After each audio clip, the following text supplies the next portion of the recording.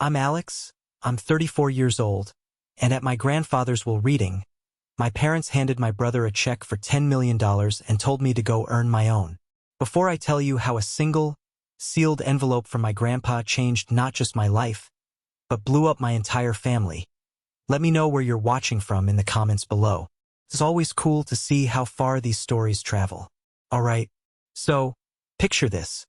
A stuffy lawyer's office downtown, on the 42nd floor of a glass tower that scraped the clouds. The kind of place that smells like old paper, expensive leather, and a quiet, suffocating kind of power. The air is thick and not just from the recycled air conditioning. I'd been dreading this day for weeks, ever since the call came. To be honest, a part of me didn't even want to come. I knew what was waiting for me. It was the same thing that was always waiting for me when it came to my family. A fresh, stinging reminder of my place in the hierarchy.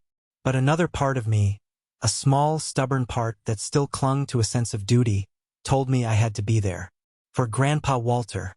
So there I was, sitting on a leather chair that groaned every time I shifted my weight, trying my best to just disappear into the upholstery. Across the polished mahogany table, gleaming under the recessed lighting, sat my family. My father, Richard, looking every bit the successful executive in his tailored suit, his posture ramrod straight. My mother, Eleanor, her face a mask of perfectly composed, sympathetic grief that never quite reached her cold, assessing eyes.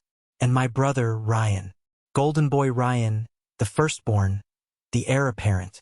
He had this easy confidence, a smirk playing on his lips like he'd already read the script and knew he was the hero of the story.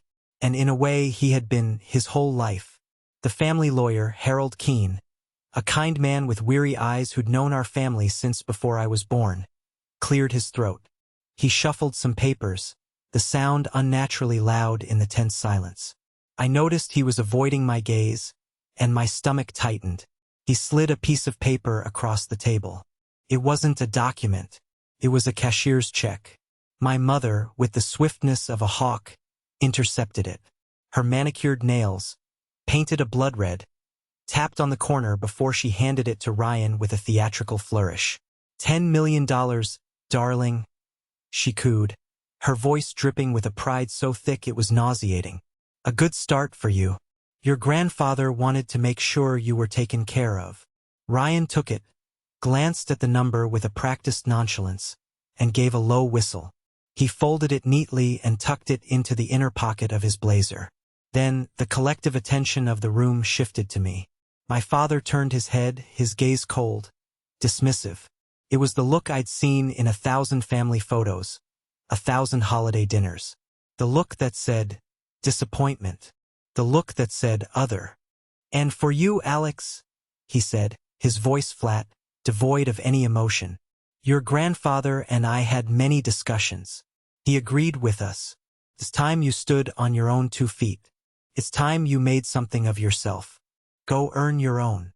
The words hung in the air, sharp and heavy like shards of glass. Go earn your own. As if the last 10 years I'd spent in university labs, earning a PhD in molecular biology, working 80-hour weeks, publishing papers, and pouring every ounce of my soul into my research meant nothing. As if it was all some childish game. Because it didn't result in a stock portfolio or a fancy car. Not the kind of success they understood, it was just a hobby. A failure. My face burned hot. I stared at a spot on the plush carpet, focusing on the intricate pattern, willing the floor to open up and swallow me whole. I could feel their eyes on me, a physical weight pressing down, pinning me to the chair. I didn't say a word. What was there to say? They'd been saying this to me my whole life, in 1,000 different ways. This was just the official notarized version. The meeting was over, or so I thought. Just as my mother was about to stand, ready to lead her triumphant son out of the room, Harold Keene held up a hand. "One moment," he said, his voice quiet but carrying an unexpected authority. He reached into his worn leather briefcase and pulled out something else. A simple, cream-colored envelope, yellowed with age, sealed with a dark red wax stamp bearing my grandfather's initial, W. "Before we conclude," Harold said, his eyes finally meeting mine and holding my gaze, Walter left one final instruction, sealed, and to be opened only after the initial assets, as stipulated in the primary will, were distributed. The smirk on Ryan's face faltered, replaced by a flicker of confusion. My mother's smile tightened at the edges. The smug, victorious atmosphere in the room evaporated, replaced by a sudden, sharp tension. And suddenly, no one was looking at me with pity anymore. They were looking with a flicker of something else. Something I hadn't seen in their eyes in a very, very long time. Fear. As Harold Keene held that envelope, the silence in the room stretched and became a living thing. It was filled with the unspoken questions, the sudden anxieties. My family stared at that simple paper rectangle as if it were a bomb. And in that silence, my mind did what it always does when I'm cornered. It ran. Not out the door, but back in time to the archives of 1,000 tiny cuts that had led to this moment. A memory, sharp and vivid as if it were yesterday, hit me. I'm 12 years old. I'm standing in a cavernous high school gymnasium that smells overwhelmingly of floor wax, sweat, and teenage anxiety. It's the regional science fair. I'm standing next to my project, a 3-foot-tall, painstakingly accurate model of a DNA double helix, which I'd spent 3 solid months building in our garage. Every single nucleotide base was hand-painted. I had a little motor that made it rotate. I loved that thing. I had won first place.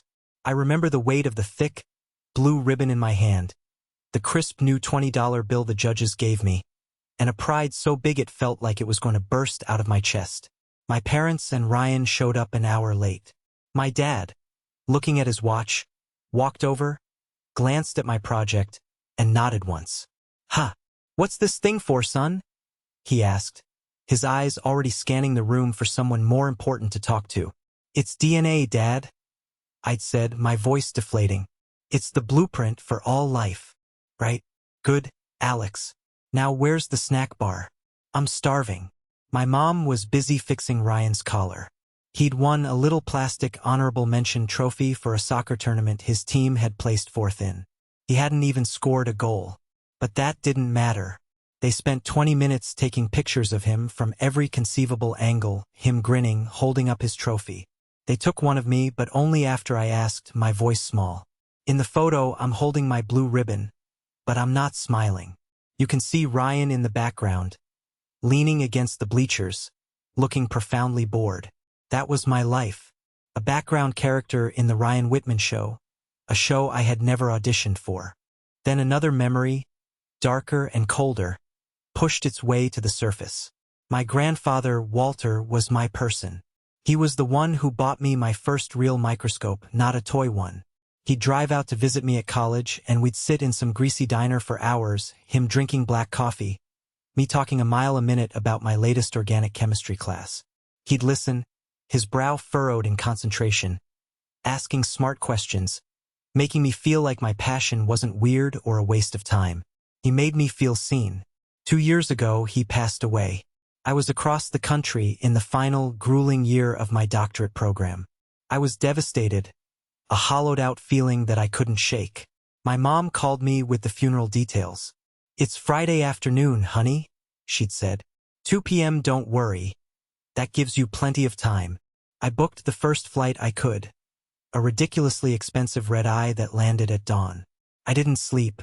I rented a car and drove 3 hours through the fog, my heart a cold, heavy stone in my chest. I kept replaying our last phone call in my head, searching for a sign, a clue that it would be the last. I pulled into the church parking lot at 1:30 p.m., my suit wrinkled, my eyes burning from exhaustion. And the parking lot was empty, a profound, chilling emptiness. I ran to the heavy oak doors and pulled. Locked. A janitor, an old man with kind eyes, was coming around the side of the building. "Can I help you, son?" "The funeral," I panted, my breath catching. "The Whitman funeral?" He looked at me with pity. "Oh, that was this morning. Finished up around 11. It was a beautiful service. The world tilted on its axis. I called my mom, my hands shaking so badly I could barely hold the phone. "The service? It was this morning?" "Oh, honey," she'd said, her voice like syrup. "Yes, Didn't you get our message? We had to move it up. We tried to call you about the change. You must not have gotten it. But there was no missed call. No voicemail. Just a lie delivered so smoothly, so casually. She'd wanted me to be late. She'd wanted me to look like the grandson who was too busy, too important, too other to even show up for his own grandfather's funeral. It was a masterpiece of passive aggression, a move so cruel and calculated it took my breath away. And I let her get away with it. I didn't scream. I didn't call her a liar. I just swallowed the lump of grief and betrayal in my throat and whispered, "Okay, Mom." It was easier than fighting. It was always easier. "Alex." Harold Keene's voice pulled me back to the present, out of the swirling vortex of the past. He was looking at me, his expression unreadable. I gave a slight nod, my throat too tight to speak. My family was still staring at the envelope like it was a viper, poised to strike. I had to get out of there, just for a second. I mumbled something about the restroom and stumbled out of the conference room. The hallway felt a mile long. I leaned against the cool marble wall, my heart hammering against my ribs. I looked at my reflection in the polished surface of the elevator doors. A tired, defeated man.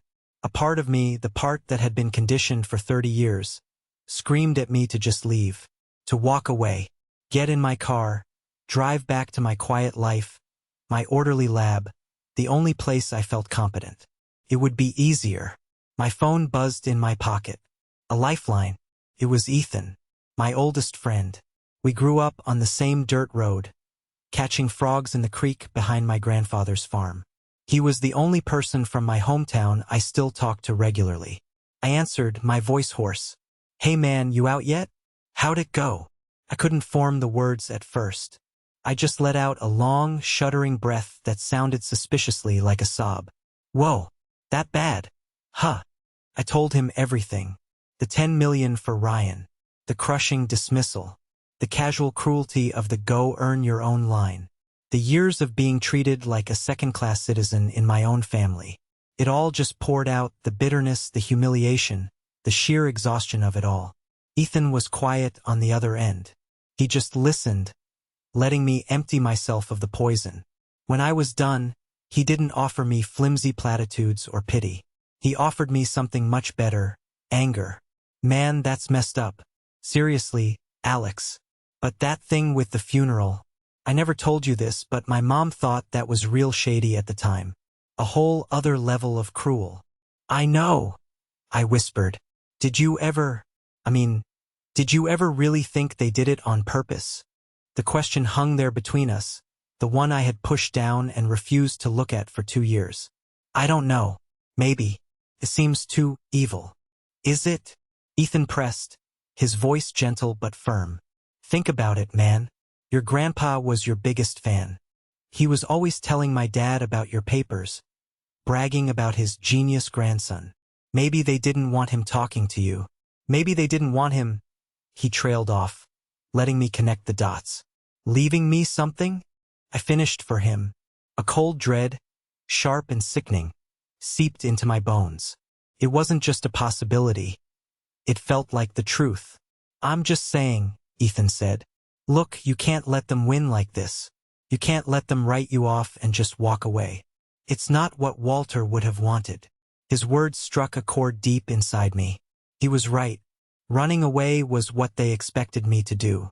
It was what I'd always done. But not today. An idea, a desperate long shot, sparked in my mind. "Ethan, do you still talk to George?" Old man George. The guy who used to be the groundskeeper at my grandpa's farm. "George Carter?" "Yeah, I see him at the diner for breakfast most mornings.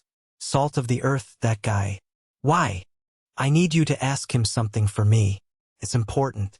Ask him if he ever noticed anything strange about my mail, or my parents talking about me to Grandpa." "On it," Ethan said without hesitation. I hung up, my mind racing. George had been fiercely loyal to my grandfather. He'd worked for him for 30 years. If anyone knew anything, it was him. A few agonizing minutes later, my phone buzzed again. It was Ethan. "Okay, you're not going to believe this," he said, his voice low. "I just got off the phone with him. George says he's felt bad for years. He says he distinctly remembers your mom coming out to the burn barrel a few years back with a whole stack of letters. Your letters. He saw your name on the return address. She told him it was just old college junk you'd asked her to get rid of. He also said he overheard your dad on the phone with your grandpa once, telling him that you were too busy with your important city life to come visit. George said Walter sounded heartbroken. He's so sorry, Alex. He was afraid he'd lose his job if he said anything. I stared at the screen, the words blurring through a fresh wave of white-hot anger. It wasn't just neglect. It was a systematic campaign. It was sabotage, deliberate, calculated, and breathtakingly cruel. They had actively worked to sever the connection between me and the one person in my family who truly saw me, who truly believed in me. That was it. The last thread of familial duty, of scared little boy deference I had ever felt, snapped. I pushed myself off the wall. I walked back down that long hallway, my steps sure and steady. I pushed open the heavy door to the conference room and walked back in. My posture was different. My shoulders were back. My hands were steady. I looked straight at my father, then my mother. The fear was gone. In its place was a cold, hard resolve that felt like steel in my veins. I wasn't there to receive anything anymore. I was there to claim what was mine. I sat down, my movements deliberate. I looked at Harold Keene. "Go on, Harold," I said, my voice clear and strong, cutting through the tense silence. "Open it." Harold Keene looked from my face to the tense, expectant faces of my parents, sensing the profound shift that had occurred in the hallway. He picked up a small, ornate silver letter opener from his desk and slid it carefully under the dark red wax seal. The faint crackle of the aging paper breaking was like a gunshot in the silent room. He unfolded a 2-page, handwritten letter and a more formal, typewritten document, a codicil to the will. He put on his reading glasses, cleared his throat, and began to read from the formal document first. The legalese was dense, a thicket of heretofores and whereas. But the core meaning was brutally, beautifully clear. All property, assets, buildings, and intellectual holdings associated with the Whitman Research Annex, including the primary laboratory building, the adjacent support structures, the surrounding 20 acres of farmland, all equipment therein, and all patents, both pending and granted, that have resulted from work conducted at said facility, I bequeath solely and without encumbrance to my grandson, Dr. Alex Whitman. A sharp, strangled gasp came from my mother. It was a sound I had never heard her make before. Ryan's jaw, which had been set in a line of smug satisfaction, literally dropped open. His face went slack with disbelief. The annex, my grandfather's private passion project, a state-of-the-art research lab he'd built on the far side of the farm property. I thought he'd donated it to the local university years ago. My parents had told me as much, explaining it away as a sensible tax write-off. Another lie, one of hundreds, all neatly stacked to build the prison of my reality. Harold wasn't finished. He took a sip of water, letting the weight of the first revelation settle. Then he continued. Furthermore, upon my death, all remaining liquid assets, including all monies held in savings and checking accounts, and the entirety of my stock and bond portfolio, are to be liquidated and the resulting sum divided equally, share and share alike, between my 2 grandsons, Ryan Whitman and Alex Whitman. The silence that followed this time was different. It wasn't tense. It was explosive. It was the dead, heavy calm before a lightning strike. My father's carefully cultivated tan seemed to drain from his face, leaving behind a pale, sickly gray. My mother's perfectly painted mask of composure was cracking, her lipsticked mouth a thin, hard, bloodless line. Ryan was the first to detonate, but his rage wasn't directed at me. He shot up from his chair, his expensive suit suddenly looking cheap and ill-fitting on his trembling frame. He pointed a shaking finger not at me, but at our parents. "You lied to me," he yelled, his voice cracking with a mix of fury and petulant betrayal. "You told me it was all mine. The whole thing. You said Grandpa saw Alex as a lost cause. A screw-up. You said he trusted your judgment." My father shot to his feet, his face a thundercloud. "Ryan," Sit down and be quiet. This is not the place for this discussion. No, I won't be quiet. Ryan was almost hysterical now, the golden boy tarnishing before our very eyes. You've been telling me for years how I was the one who would take over, the one who deserved it. You told me the Aspen trip was covered. You said the down payment on the condo was a sure thing, once the estate cleared. Was that all a lie too? And there it was, the ugly, pathetic truth, spilled out onto the polished mahogany table for all to see. It wasn't just about favoring Ryan out of some misguided belief in his superiority. It was about their own deep, desperate financial troubles. They had seen my grandfather's legacy not as something to be honored, but as their personal ATM, their bailout package, with me as the small, acceptable bit of collateral damage. My mother, for once in her life, was utterly speechless. She just stared at her perfect creation, her golden boy, who was now publicly immolating her with the truth. And then, another voice cut through the chaos. It was quiet, frail, but it carried a weight that silenced everyone. It was sharp as a razor. Richard, Eleanor. We all turned. My grandmother, Margaret, who had been a silent, almost invisible presence in the corner of the room, was now the center of gravity. She was looking at her son and daughter-in-law, and the gentle, hazy softness I'd always associated with her was gone. In its place was a terrifying clarity.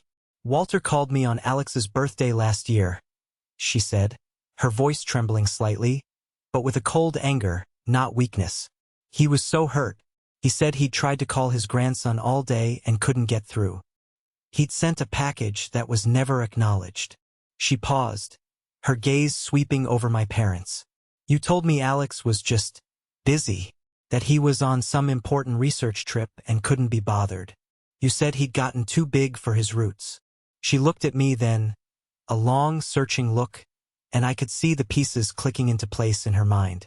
Years of small lies, strange excuses, and casual dismissals were suddenly forming a single horrifying picture. It wasn't him, was it?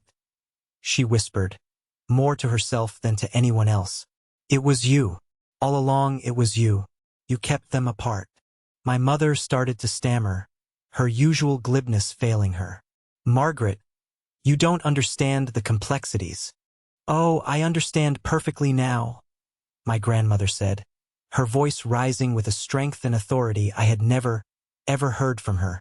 She pushed herself up from her chair, her back, usually slightly stooped, now ramrod straight.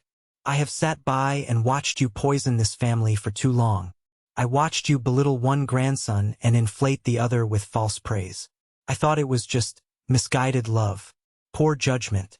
But this, she gestured to the will, to me, to the whole ugly scene. This is greed. This is theft. This is cruel. She took a slow, deliberate step toward them. I need to think, she said, her voice shaking with the force of her revelation. I need to think about what this family even is anymore. And I need to do it in peace. Her eyes, burning with a righteous fire, locked onto my father. I want you out of my house, both of you, and take your son with you. She gestured towards Ryan, who now just looked like a deflated balloon. I want you gone by tonight. My father's face was a mask of pure disbelief. Mother, you can't be serious. That is our home. No, she said, her voice as final as a gavel strike. It's my home. It was Walter's home, and you have dishonored his memory in it for the very last time. Without another word, she turned, a woman of newfound iron, and walked slowly out of the room. The fight had drained out of my parents. They were just defeated. My father shot me a look of pure, unadulterated hatred, a look that promised this wasn't over. Then they grabbed Ryan, who was still muttering about condos and broken promises, and shuffled out of the office, a toxic cloud of failure and disgrace hanging over them. Harold Keene let out a long, slow breath. He turned to the second page, the handwritten letter from my grandfather. His voice was soft now. He wanted me to read this to you, Alex. Alone. He passed the letter across the table. The paper was thick, creamy, and the handwriting was my grandfather's, a familiar, spidery scrawl that I knew as well as my own. My dearest Alex, if you are reading this, it means I am gone, and it also means you have likely just endured one last painful test from your family. I am so very sorry for that. I wish it hadn't been necessary, but I had to know. I had to know if the boy I raised, the boy with the insatiably curious mind and the fundamentally kind heart, was still in there. I had to know if they had finally managed to break your spirit. I see now they have not. Your father sees value only in dollars and cents. Your brother sees value only in status and applause. They are blind to true worth. But I was never blind, Alex. Not when it came to you. I saw you. I saw your passion. I saw your brilliance. I saw your integrity, a quality they wouldn't recognize if it was printed on a stock certificate. While they were chasing shadows, you were studying the very building blocks of life. Don't ever again let them or anyone convince you that your work is worthless. It is the most worthy pursuit of all. The annex is yours. It's more than just a building. It's a legacy. My legacy. And now yours. Do with it what you know in your heart is right. Build something that lasts. Create something that matters. Don't do it for the money. Lord knows that's never been your motivation. Don't do it for revenge. It's a bitter meal. Do it for the joy of discovery. Do it for the 12-year-old boy who built that beautiful DNA model and won the science fair. I have always been, and will always be, so incredibly proud of you. All my love, Grandpa Walter. I folded the letter carefully along its original creases, my hands trembling. The tears I'd held back for years, the ones I'd swallowed in the face of 1,000 slights, finally fell. They weren't tears of sadness or anger. They were tears of profound relief, of validation, of finally being seen. I looked up at Harold, the letter clutched in my hand like a lifeline. He pushed a set of old, heavy brass keys across the polished table. The keys to the annex. I took them. They felt heavy in my hand. Heavy with responsibility, with grief, and with a new, unfamiliar feeling that was starting to burn brightly within me. Purpose. My father's final, hateful look was burned into my mind. He'd promised to fight. Holding those keys, looking at my grandfather's words, I made a silent promise. To him and to myself. Let them try. The next day, I drove out to the farm. The landscape of my childhood. I bypassed the main farmhouse, my grandmother's new fortress of solitude, and took the long, winding gravel path that led to the Whitman Research Annex. I hadn't been back on this path in over a decade. I remembered riding my bike down it, a wild kid with scraped knees. From a distance, the annex looked just as I remembered. A simple, elegant, modern-looking building of dark cedar and smoked glass, nestled in a grove of ancient oak trees. It looked out of place, a piece of the future dropped into the past, a testament to my grandfather's forward-thinking mind. The heavy brass key, cool against my skin, slid into the lock with a satisfying, solid click. I pushed the door open. The air inside was cool and still, a time capsule smelling of dust, old books, and the faint, clean, metallic scent of ozone. Sunlight streamed through the large, floor-to-ceiling windows, illuminating millions of floating dust motes like tiny, swirling galaxies. It was a ghost of a place, but a beautiful one. The main lab was filled with long benches and equipment, all of it top of the line from about 15 years ago, now draped in white cloths like sleeping giants. It was a scientist's paradise, waiting to be awakened. In the small, glass-walled office off the main lab, I found his desk.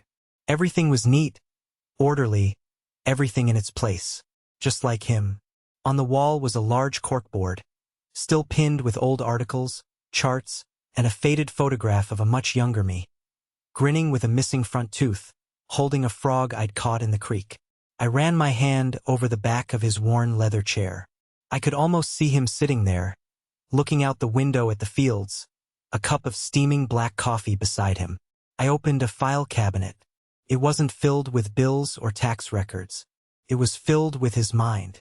Meticulously organized folders held his notes, detailed records of experiments, and binders thick with research papers he'd found interesting.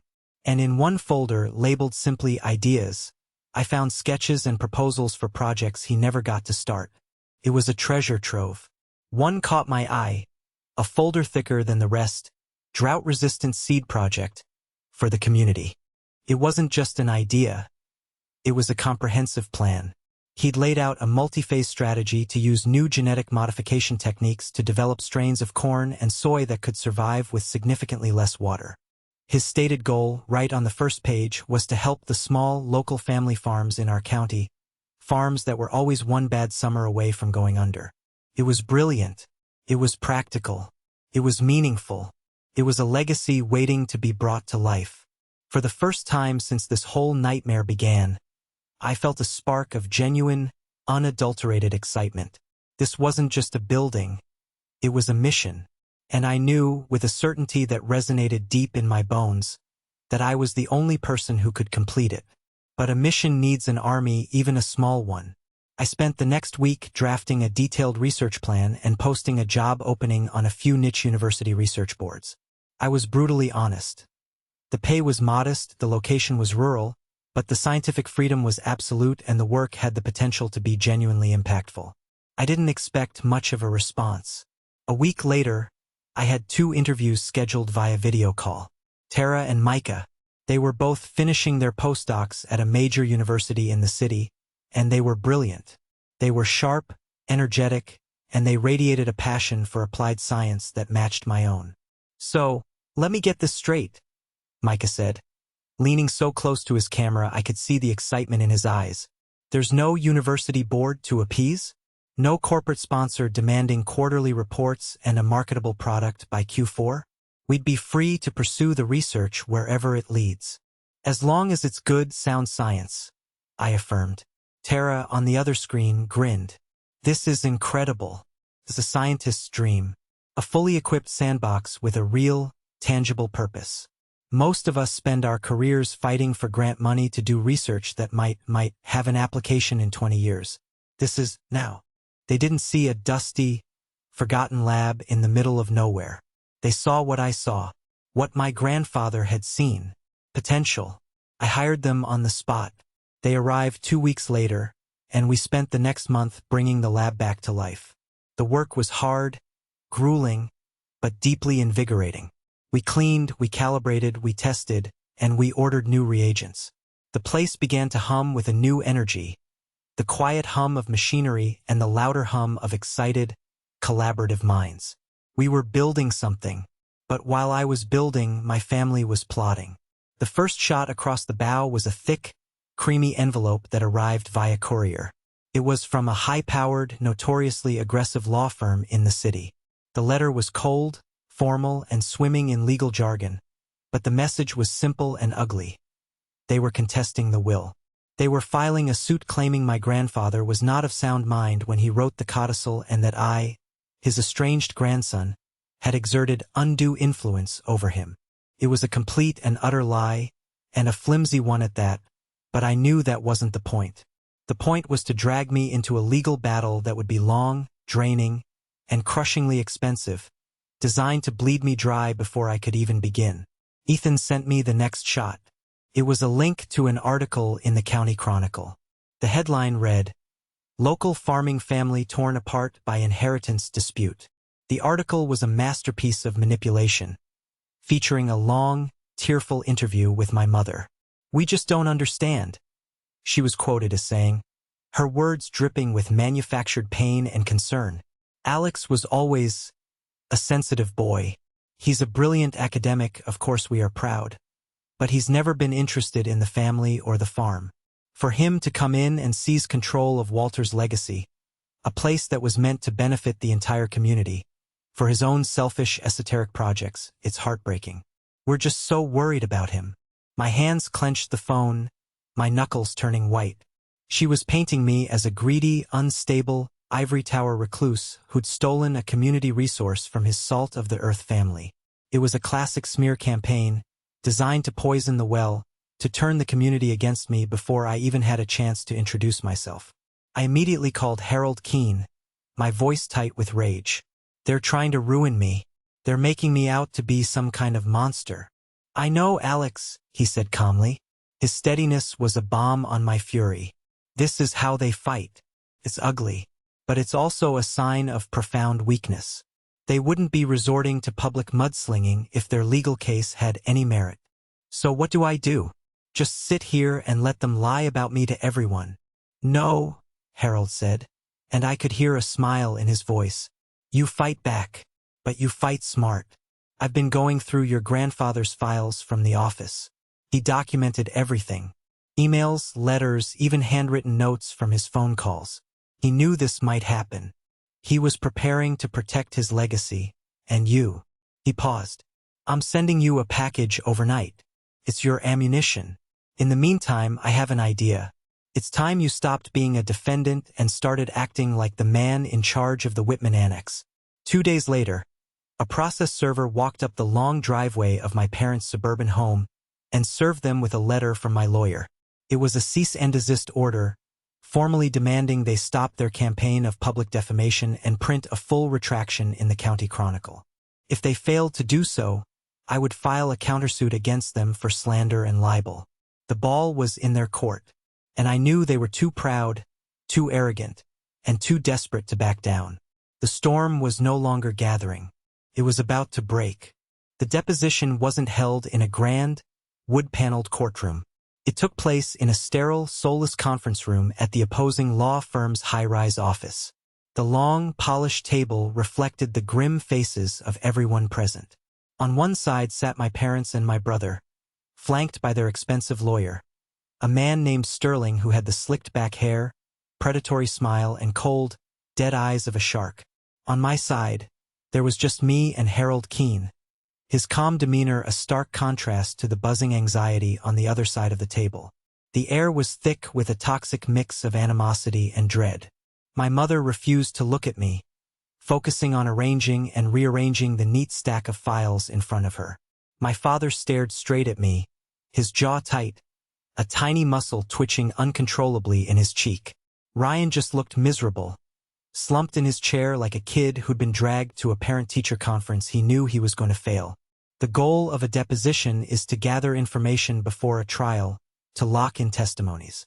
Sterling's strategy became clear from his very first question. Paint me as an ungrateful, incompetent, and opportunistic son who had taken advantage of a vulnerable old man.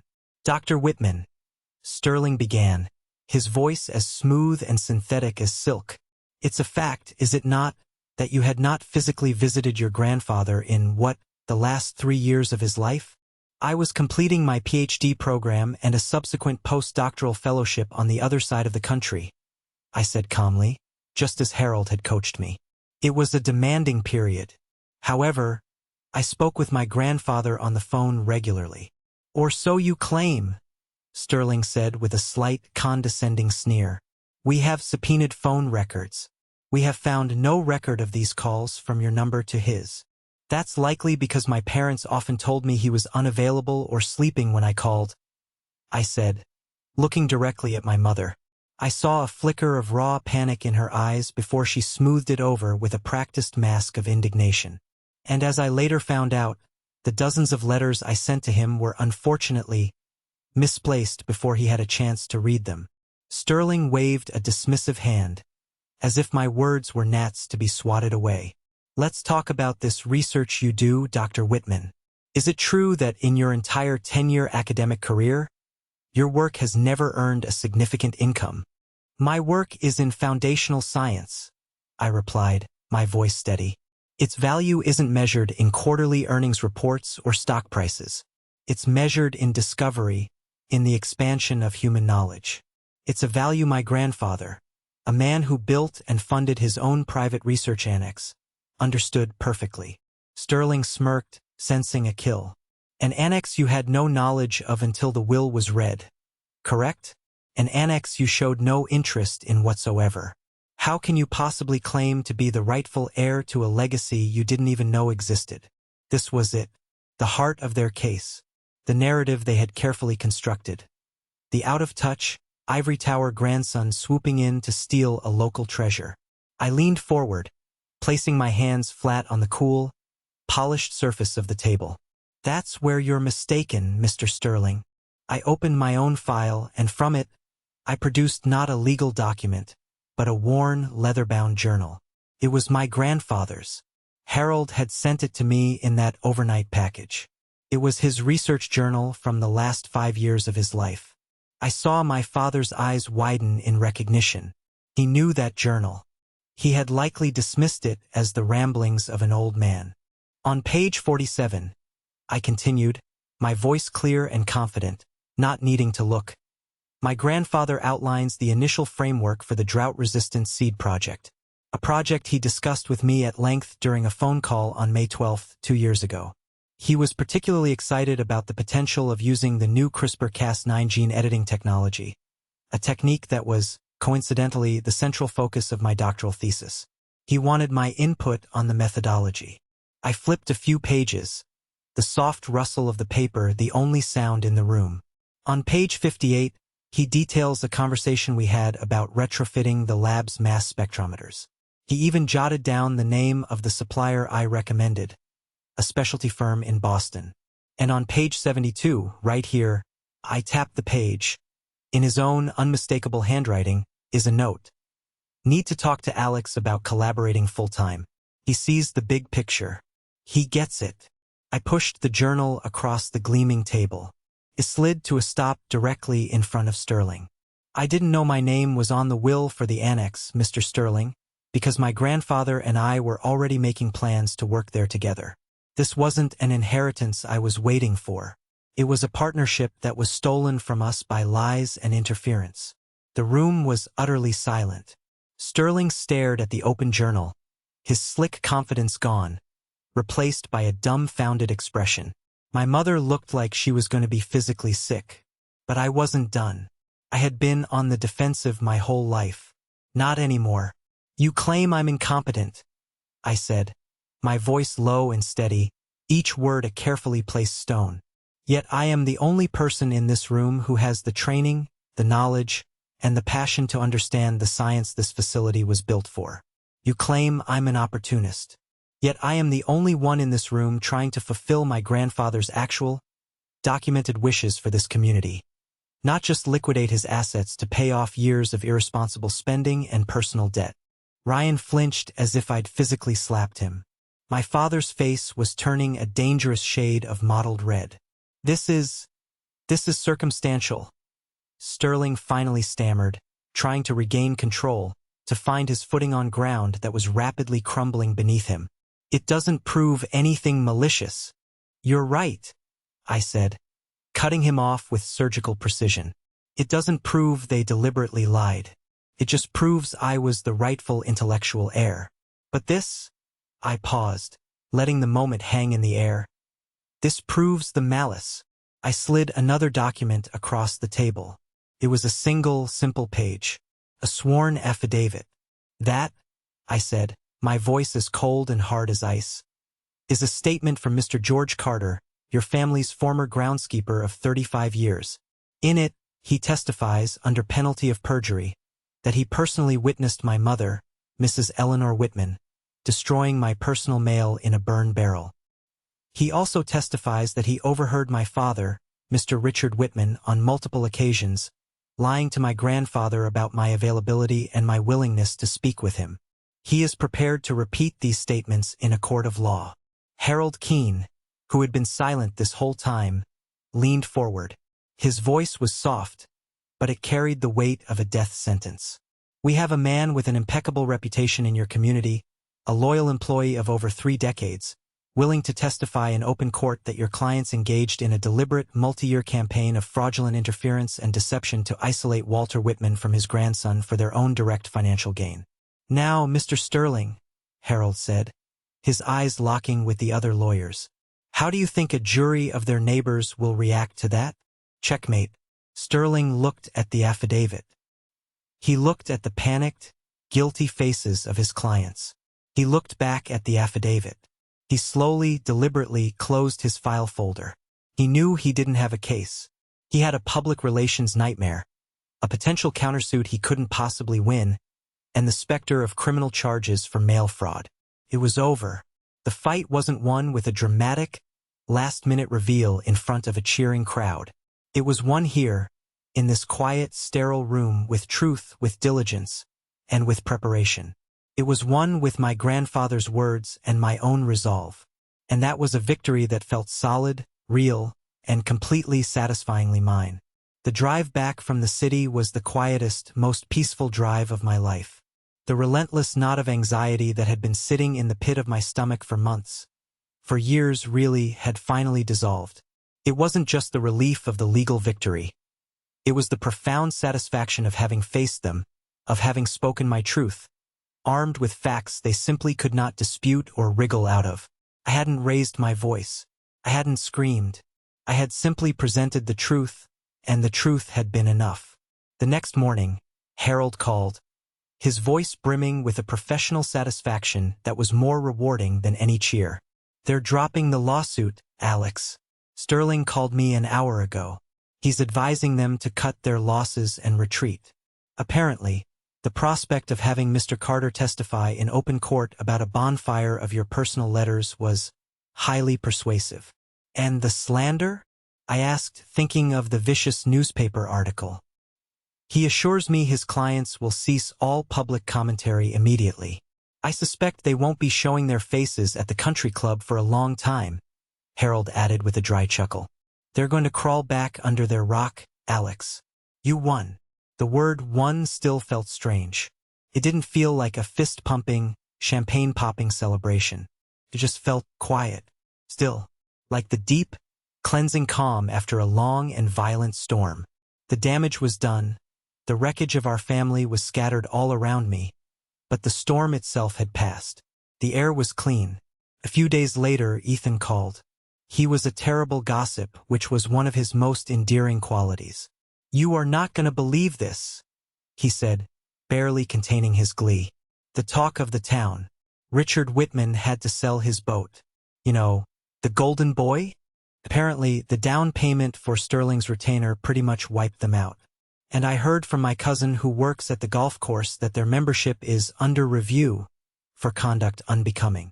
Hearing it provided a satisfying, tangible sense of consequence, a feeling that the world, for once, had balanced its books. And the best part was, I hadn't had to do anything to make it happen. Their own actions had brought their carefully constructed world crashing down. That weekend, a car I recognized as my grandmother's pulled up the long driveway to the annex. I met her on the porch, a fresh pot of coffee brewing inside. She looked older than she had a few weeks ago, the stress of it all having carved new lines on her face, but her eyes were clear. We stood in a comfortable silence for a moment, the only sound the rustling of the old oak leaves in the autumn breeze. "Harold told me what happened at that meeting," she said finally, her gaze fixed on the horizon. "He told me what you showed them. He told me about George." "I'm sorry you had to be pulled into all of this, Grandma," I said softly. She finally turned to me, and her eyes, the same blue as my grandfather's, were filled with a deep, profound sadness and regret. "No, Alex, I am the one who is sorry. I was there all those years. I saw it happening. I saw how they treated you, how they dismissed your passions. And I told myself it was just how they were. I told myself it wasn't my place to interfere in how a son raises his children. I was a coward." A single tear traced a path down her wrinkled cheek, and she didn't bother to wipe it away. A mother is supposed to protect her children, and a grandmother is supposed to protect them all. I failed you, and in my silence, I failed Walter. "You didn't fail him," I said, my voice thick. "You stood up for him at the end. You stood up for what was right." She shook her head, a sad smile touching her lips. "Far too late. But maybe not too late to do one last thing right." She reached into her handbag and pulled out a set of keys, much newer than the old brass keys to the annex.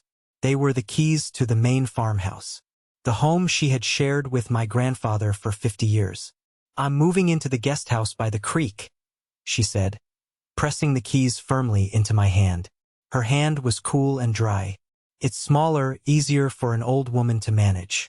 The farm, the main house, it needs a steward. It needs a beating heart again. It needs someone with a vision, with a connection to the land and the future. It needs Walter's true heir." I stared at the keys in my palm, the weight of them feeling immense. "Grandma, I can't," This is your home. It was our home, she corrected gently but firmly, a flash of the iron-willed woman from the lawyer's office returning. And Walter's spirit isn't in those empty rooms anymore. It's here. She gestured toward the humming laboratory. It's in the work you're doing. Your projects, the ones you're starting, they will honor his love for this land. They will help this community he cared so much about. That is the legacy. Not the money, not the house. The work. Now take the keys. No arguments. I closed my hand around them, the metal biting into my skin. She gave me a small, watery smile, the first genuine smile I'd seen from her in a long time. Good. Now I hear you have some clever young people working for you. I baked a pie, an apple pie, Walter's favorite recipe. I thought they might be hungry after a long day of being brilliant. As I watched her walk back to her car, her steps a little lighter, I realized the power shift was complete. It wasn't just a legal victory, it was a moral one. The old guard had abdicated. The house, the farm, the future, it was all in my hands now. The thought was equal parts terrifying and liberating. I had lost the family I thought I had, but in its place, I had gained a legacy. And for the first time in my entire life, I felt truly ready to carry it. The next 18 months were a whirlwind, a blur of hard work, sleepless nights, small, frustrating failures, and breathtaking, exhilarating breakthroughs. Life settled into a new rhythm, one dictated not by family obligations and unspoken resentments, but by the seasons of planting and the meticulous, rewarding pace of research. The annex, once a silent, dusty monument to the past, was now a vibrant hub of activity, a place humming with the future. Our drought-resistant corn strain was an unqualified success. We ran a pilot program with 5 local farms, including Ethan's. That summer was brutally hot and dry, the kind of summer that usually broke the backs of small farmers. But our crops thrived. The stalks stood tall and green while neighboring fields looked parched and yellowed. Word spread like wildfire through the tight-knit farming community. Farmers who had once looked at me with suspicion at the local diner, their opinions colored by my family's insidious lies, were now stopping me by my truck, their skepticism replaced by a genuine, hopeful curiosity. One of them was a man named Henderson, the head of the local co-op, who had been my most vocal public critic. He showed up at the lab one day, hat in hand, and asked if he could put his name down for next year's seeds. It was a quiet, powerful victory. The kids' Saturday science program became my favorite part of the week. Every Saturday morning, a dozen or so kids from the surrounding rural areas, kids who didn't have access to the kinds of resources city schools took for granted, would pile into the annex. We'd do experiments that fizzed and bubbled, build surprisingly effective robots out of junk parts, and launch model rockets in the open fields. Seeing the look of pure wonder on a 12-year-old girl's face, a bright, quiet girl named Clara who reminded me so much of myself at that age, as she looked through a high-powered microscope for the very first time, that was a feeling $10 million could never, ever buy. We weren't just growing crops, we were growing curiosity. We were building a community. My grandmother thrived in her new role as the matriarch in residence. She frequently dropped by with freshly baked pies and sharp, insightful advice, becoming a surrogate grandmother to Tara and Micah. As for my parents, I only heard about them through the town grapevine. They had sold their oversized house in the wealthy suburb and moved into a small, nondescript condo. Their debts, it turned out, were far worse than I had ever imagined. They had been living a lie for years, and now, without my grandfather's fortune to prop them up, their carefully constructed world had crumbled. They were ghosts in the town they once felt they ran. One chilly afternoon in the fall, I was helping Tara and Micah unload a shipment of new lab supplies when a beat-up, 10-year-old pickup truck I didn't recognize pulled into the long gravel driveway. A man got out. He was thinner than I remembered, his expensive, tailored clothes replaced by worn-out jeans and a faded, frayed work shirt. His hands, shoved into his pockets, were calloused and stained. Took me a second to realize it was Ryan. My first instinct was suspicion, a cold, hard knot in my stomach. My hand tightened on the cardboard box I was holding. Tara and Micah, ever perceptive, sensed the immediate tension and stopped what they were doing, watching us. He didn't approach the lab. He just stood by his truck, looking uncertain, his usual easy swagger completely gone. He looked diminished. He looked lost. I set the box down and walked over to him, keeping a careful, deliberate distance. "Ryan, what are you doing here?" He looked at the dusty ground for a long moment, then finally met my eyes. The arrogance that had been his defining feature his entire life was gone. In its place was a deep, hollowed-out shame. "I saw an article in the paper," he said, his voice raspy and used, "about the program for the kids. The seed project. Everything." He took a shaky breath. "I lost it all, Alex. The money from Dad and Mom, the 10 million. It was gone in 6 months. A couple of bad investments trying to prove I could do it on my own. I got a job in construction, pouring concrete." He looked down at his own hands as if they belonged to a stranger. "It's the first honest work I've done in my life, I think." He looked up at the annex, at the warm lights on inside, at the sound of faint laughter from one of the kids who was still there, working on a project. "I was wrong," he said, the words coming out in a painful rush. "About everything. About you. About Grandpa. About what matters. I spent my whole damn life chasing what Dad and Mom told me was important. Money, status, looking good. And it was all empty. It was all just air." He looked back at me, his eyes shining with unshed tears. "You're building something real here, Alex. Something that lasts. Something that Grandpa would be so proud of." He swallowed hard, the sound sharp in the quiet afternoon. "I don't expect you to forgive me. I know I don't deserve it. I wouldn't if I were you. But I came here today to ask if I could help. Not for pay. Not for anything. Just to help. I can sweep the floors. I can stack boxes. I can mow the lawn. Anything. I want to be a part of something real for once in my damn life." I stared at him, my mind a whirlwind. The old Alex, the wounded 12-year-old, would have laughed in his face, would have told him to get lost and enjoy the life he'd chosen. The old Alex would have savored this moment, this complete reversal of fortunes. But I wasn't the old Alex anymore. The past 18 months had changed me, too. I had learned that holding on to anger is like drinking poison and expecting the other person to die. I couldn't forget what he did. I couldn't erase the years of taunts, the casual cruelty, the smugness in that lawyer's office. That would always be a part of our history, a scar that would never fully fade. But maybe, just maybe, it didn't have to be our entire future. Forgiveness, I was learning, wasn't a feeling. It wasn't a magic wand. It was a choice. A difficult, complicated, daily choice. "Why now, Ryan?" I asked, my voice even. "Why should I believe you?" He looked at me and his answer was simple, honest, and devoid of excuses. "Because I've got nothing left to lie for." I thought for a long moment. "The main storage warehouse is a disaster," I said finally, my voice flat, professional. "It needs to be completely inventoried and reorganized. It's a big job. It's heavy, dirty work. You can start there. Tomorrow. 8 a.m. Don't be late."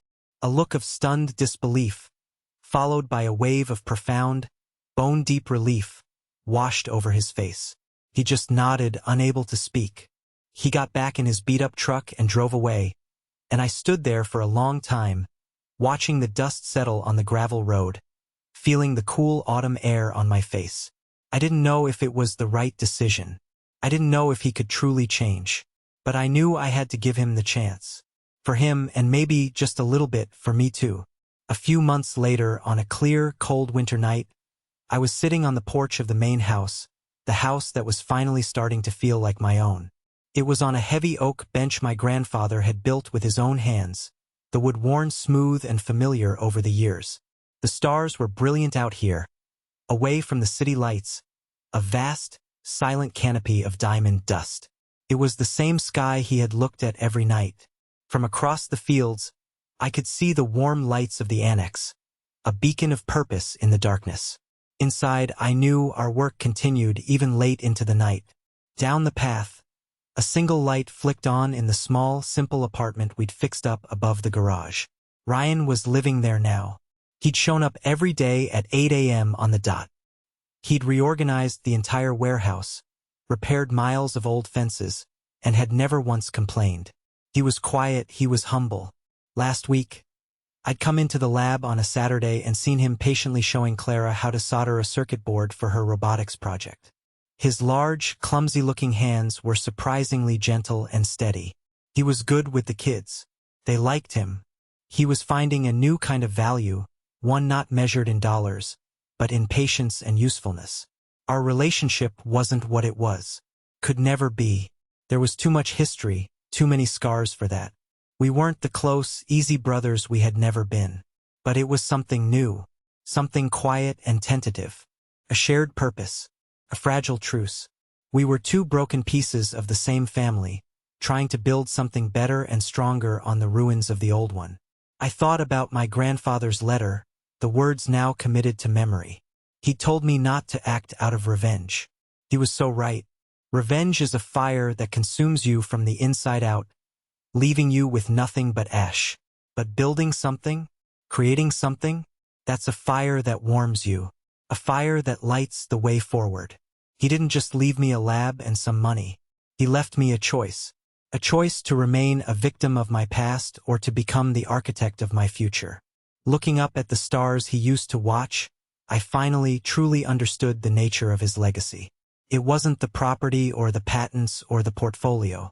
It was the unwavering belief that one person, armed with curiosity and integrity, could make a difference. He gave me the keys to a building, but in doing so, he gave me back the keys to my own life. And that is an inheritance beyond any price, a treasure beyond any measure. Thank you so much for listening to my story. I know it was long, but I appreciate you sticking with me. It's been a hard and complicated journey, but it's one that has taught me so much about family, the true meaning of forgiveness, and what it really means to build a life of value. Have you ever been in a situation where you had to fight to prove your own worth, even to the people who were supposed to support you the most? I'd love to hear about it. Share your story in the comments below. I promise I read them all. And if this resonated with you, don't forget to like this video and subscribe to the channel so you don't miss what's coming next. You guys take care.